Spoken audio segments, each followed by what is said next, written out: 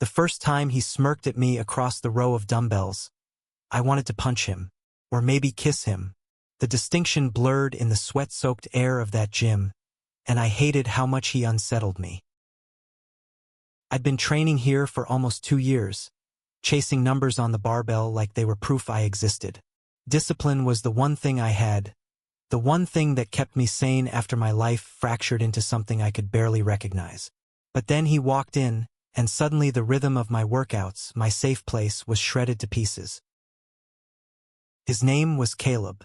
Tall, blonde, infuriatingly confident. The kind of guy who looked like he was born in a Nike commercial and never once doubted his place in the world. When he pressed the weights, he didn't just lift them, he made it look easy, like gravity bent in his favor. Worse, he noticed me noticing. That's where the rivalry began. Or maybe it wasn't rivalry at all. Maybe it was just me, too proud to admit I was watching him closer than anyone else. He mirrored my routines at first. If I did bench, he did bench. If I upped the weight, he followed suit. His smirk was always there, curling the edges of his mouth as if he already knew the outcome of a fight I hadn't even agreed to start. It was maddening. But somewhere in the blur of sweat, gritted teeth, and unspoken challenges, I began to realize something I didn't want to. Caleb wasn't trying to beat me.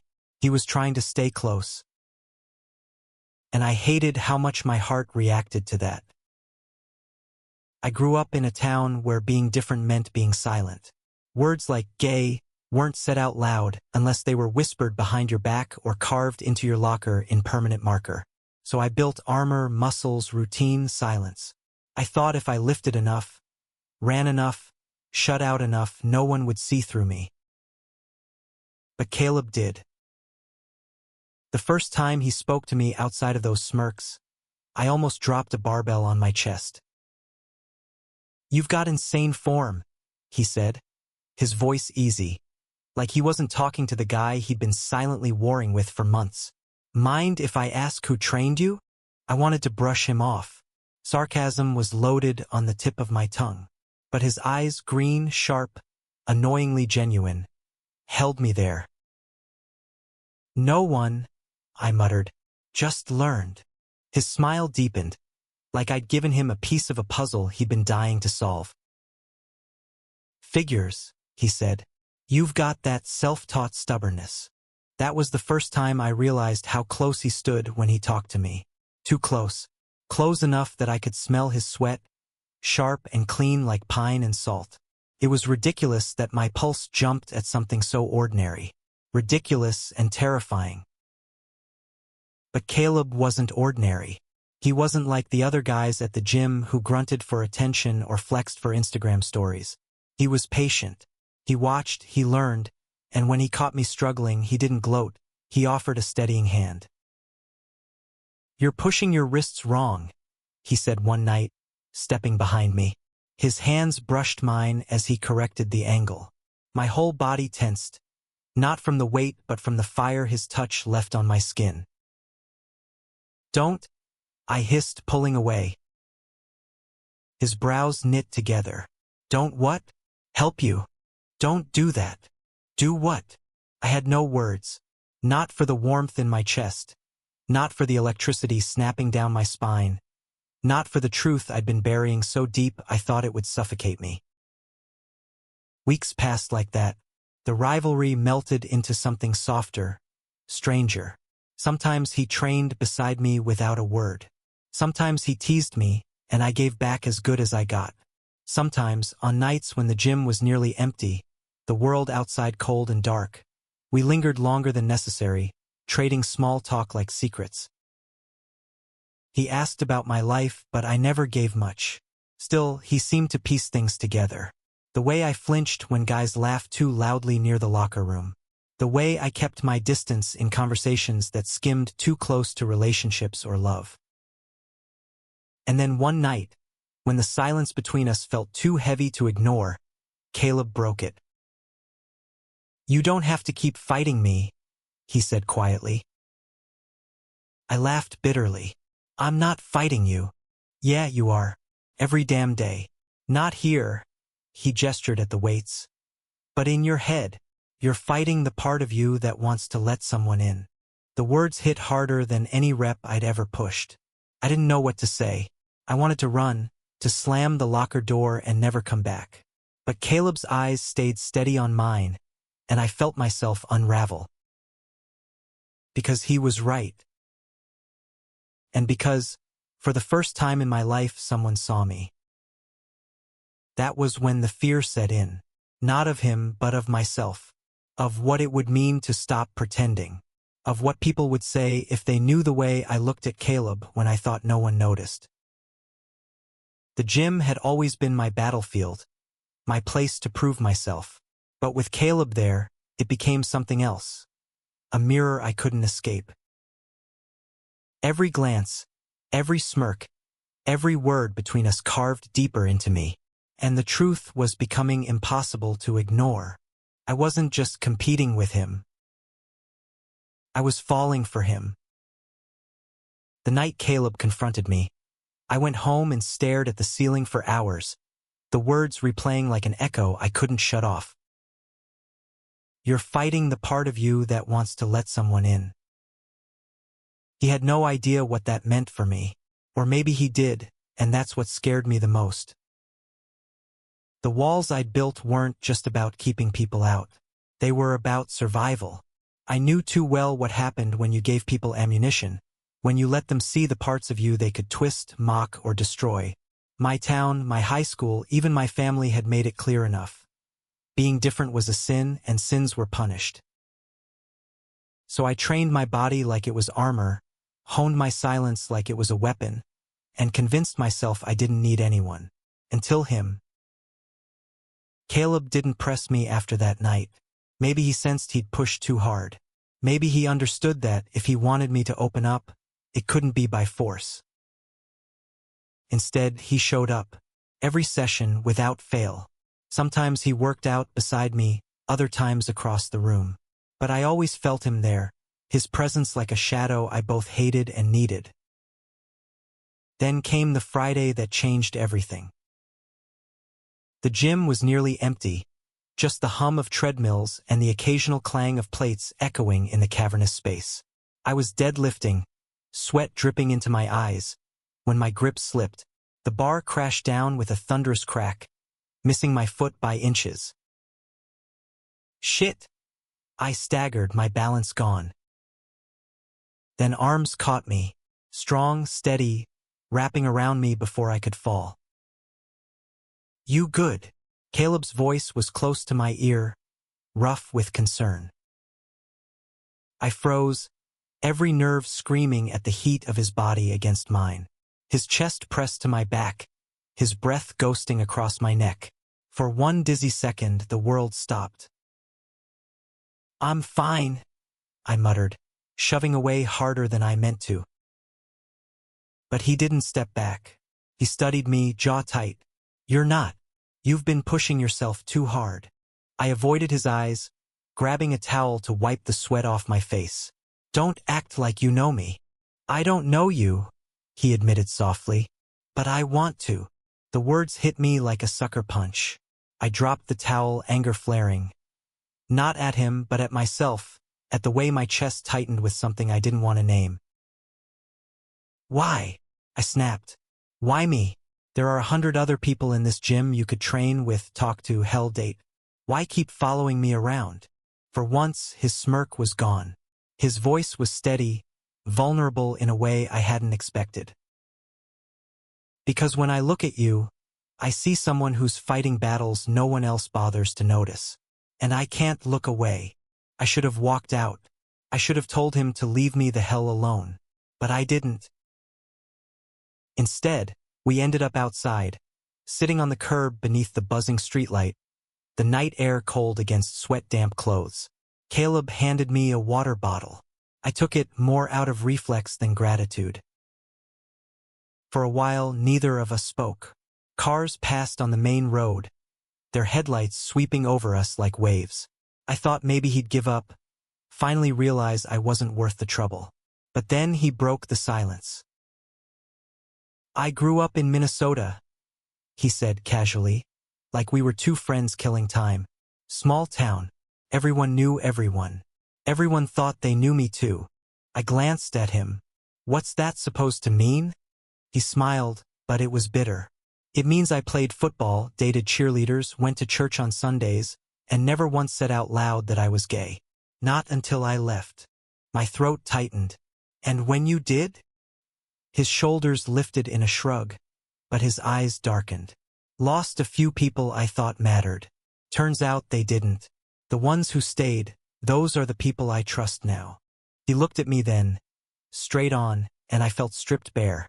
I know what it's like to hide, but hiding doesn't stop the hurt. It just keeps you lonely. The words burrowed into me like splinters. I wanted to reject them, to tell him he didn't know my life, my family, my town. But instead I sat there, silent, because part of me knew he was right. From that night on, something shifted. We weren't rivals anymore, not really. He still pushed me, still mirrored my sets, but now it felt different. Less like a battle, more like a conversation. A dance neither of us wanted to admit we were learning. I found myself waiting for him, scanning the gym for his blonde head before every workout. When he wasn't there, I felt restless. When he was, I caught myself stealing glances, memorizing the way sweat dripped down his temple, the way his jaw clenched as he powered through a set. And sometimes, God help me, I caught him looking back. It all came to a head one stormy Tuesday. The rain hammered against the gym windows, thunder rolling like distant drums. Most people had skipped their workouts, but not us. We were both there, drenched from the sprint across the parking lot, our clothes clinging to us. I was spotting him on the bench press, my hands hovering just above the bar. His chest rose and fell, muscles straining as he pushed through the last rep. When he racked the weight, his head fell back, eyes closing as he exhaled hard. "Good set," I muttered. My voice came out rougher than I intended. His eyes opened, catching mine. For a long moment, neither of us moved. The storm outside cracked like a warning, but inside, the air was thick with something else. He sat up slowly, close enough that our knees brushed. My pulse thundered louder than the storm. "Why do you keep fighting this?" he asked, his voice low. I swallowed. "Because I don't know what happens if I stop." His gaze softened, but his voice stayed steady. "Then let me show you." And before I could think, before I could pull away, he leaned in and kissed me. It wasn't careful. It wasn't polite. It was desperate, charged, the culmination of months of tension snapping all at once. His lips were warm and insistent, tasting of salt and rain. For a heartbeat, I froze. Then, without meaning to, I kissed him back. Everything I'd buried, everything I'd denied, came rushing up in that single, reckless moment. When we finally broke apart, breathless, the world felt different. Terrifying, beautiful, alive. But nothing good stays safe for long. Because the next morning, I walked into the gym and saw 3 guys from my old high school hanging near the front desk. And one of them had seen us. The laughter was the first thing I heard. Not the good kind, the kind that makes your stomach twist, sharp and ugly. "Yo, isn't that Tyler?" one of the guys said, loud enough for the whole damn lobby to hear. Didn't know he was still around, or that he was into that. The word that dripped with disgust, a blade disguised as casual humor. My blood ran cold.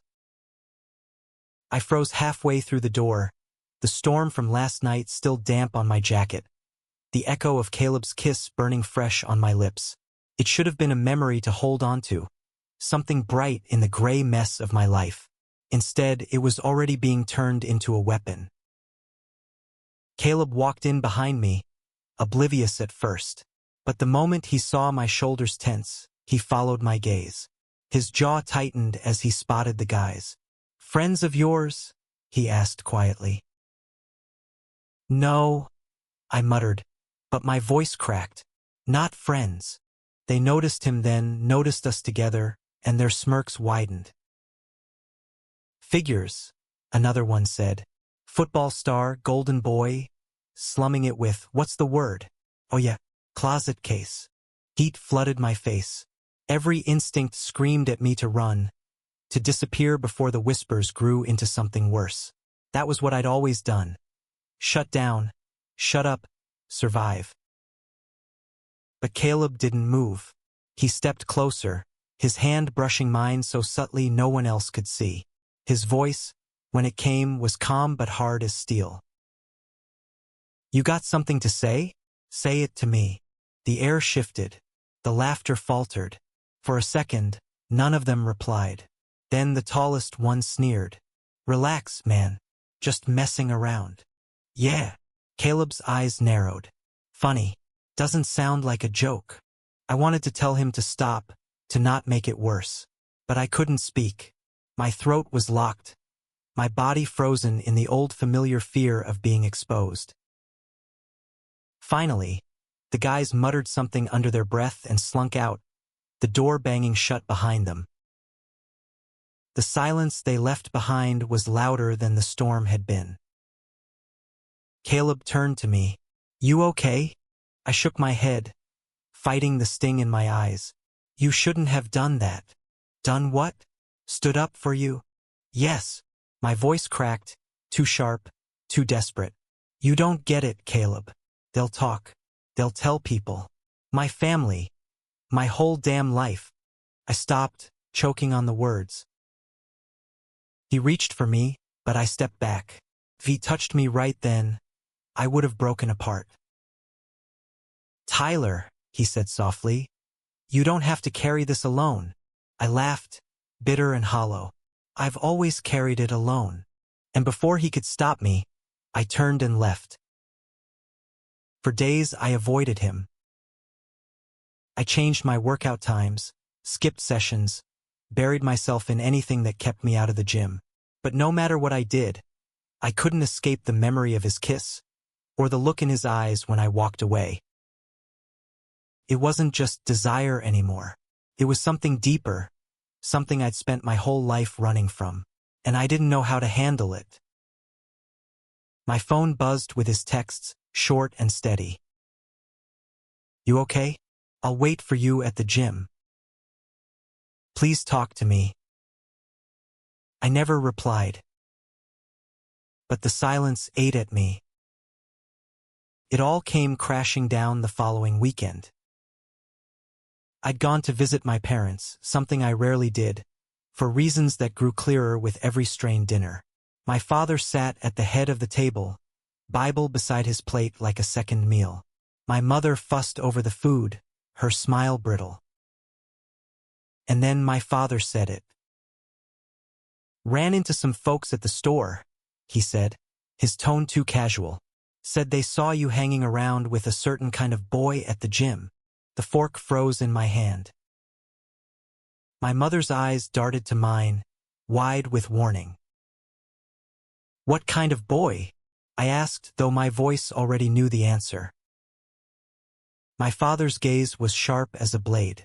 The kind you'd better not be, not under my roof, not as my son. The silence was suffocating. My mother's hands trembled as she refilled his glass. Couldn't breathe, couldn't think. So I did what I always did. I swallowed it down, nodded, and lied. You don't have to worry, I said. It's not like that. My father grunted, satisfied. My mother exhaled in quiet relief. Dinner went on, but I barely tasted a thing. Inside, something cracked. I drove straight to the gym that night, anger burning hotter than the engine beneath me. Not at Caleb, not even at my father, at myself. For being a coward. For kissing him and then running. For wanting something I'd been taught to despise. He was there, of course. He always was. Sitting on the bench by the squat rack, scrolling his phone, waiting. When he saw me, he stood immediately. Tyler! I cut him off with a shake of my head. Don't. Just don't say anything. His brow furrowed, but he stayed quiet. I grabbed the nearest barbell, loading it heavier than I should have, fury driving my muscles. Every rep felt like punishment, every strain like penance.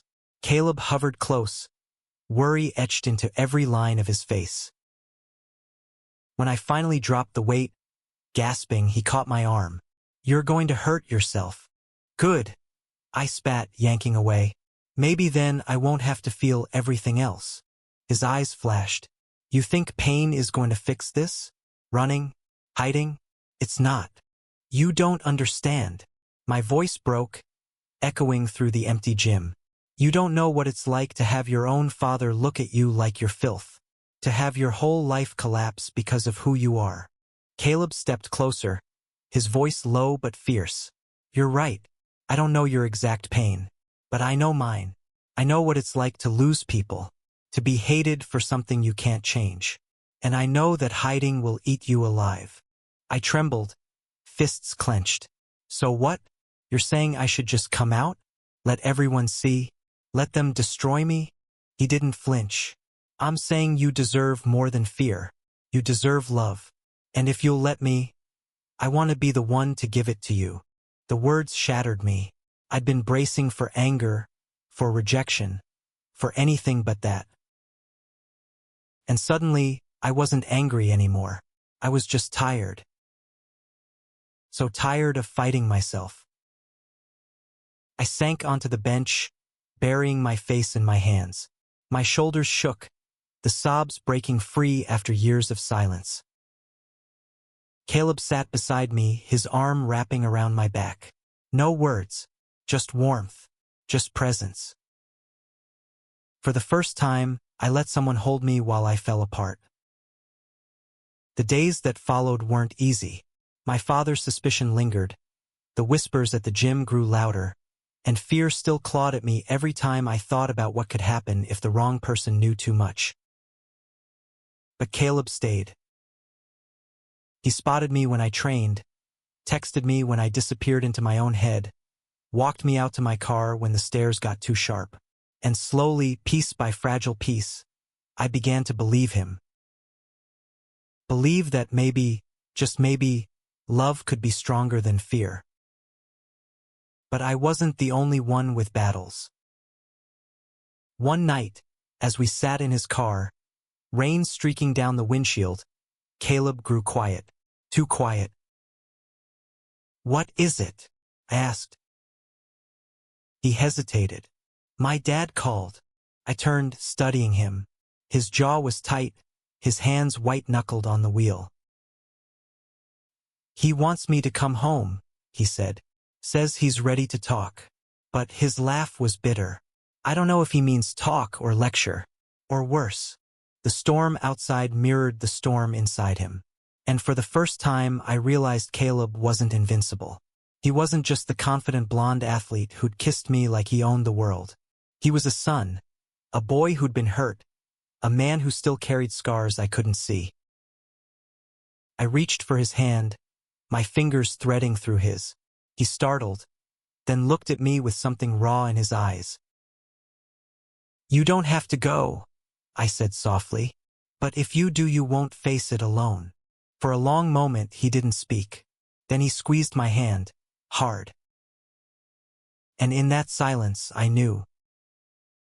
Whatever storms were coming, for him, for me, for us, we'd face them together. Caleb's father lived 2 states away, in a quiet town that looked eerily like mine. Church steeples piercing the skyline. Football banners still hanging from porches even in the off-season. Driving there with him felt like walking straight into my own nightmares. "You don't have to do this," I told him for the 10th time, the highway lights streaking across his face. "I do," he said simply. "I can't keep running from him. And I want him to know about you." The words made my heart lurch. "Caleb." He reached for my hand across the console, squeezing it tight. "I'm not ashamed of us, Tyler. I never will be." I stared at our joined hands, trembling at the quiet certainty in his voice. I wanted to believe it. I wanted to be that brave.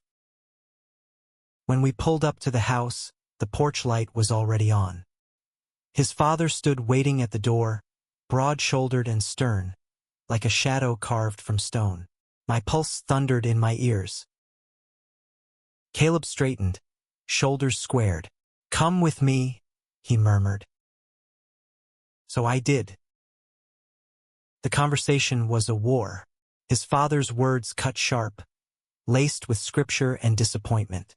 Caleb stood his ground, his voice unwavering, even when his father called him lost, even when he glanced at me with thinly veiled contempt. I wanted to shrink, to disappear, but Caleb's hand never let go of mine. "This is who I am," he said firmly, "and this is who I love.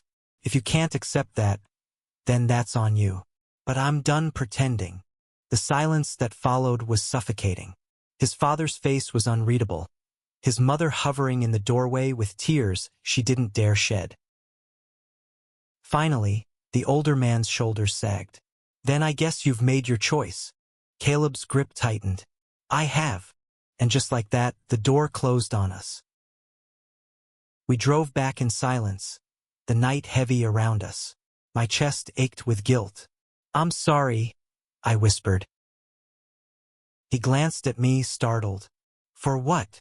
"For being the reason." "Stop." His voice was sharp, but his eyes were gentle. "You're not the reason. He is. His hate, his fear, that's on him. Not you. Not us." I swallowed hard, fighting tears.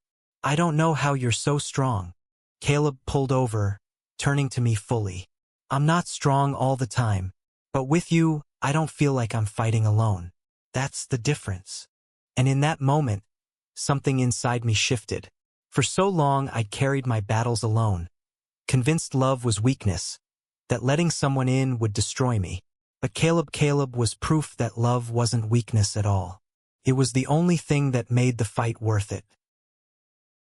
Word got around, of course. At the gym, whispers grew into stares, stares into muttered insults.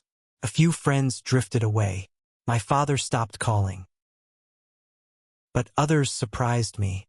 A guy I barely knew slapped me on the back one night and said, "Took guts, man. Respect." A woman who worked the front desk smiled and waved at Caleb and me like nothing had changed. Slowly, painfully, I realized not everyone was against us. The world didn't end. It shifted. It hurt, but it kept going.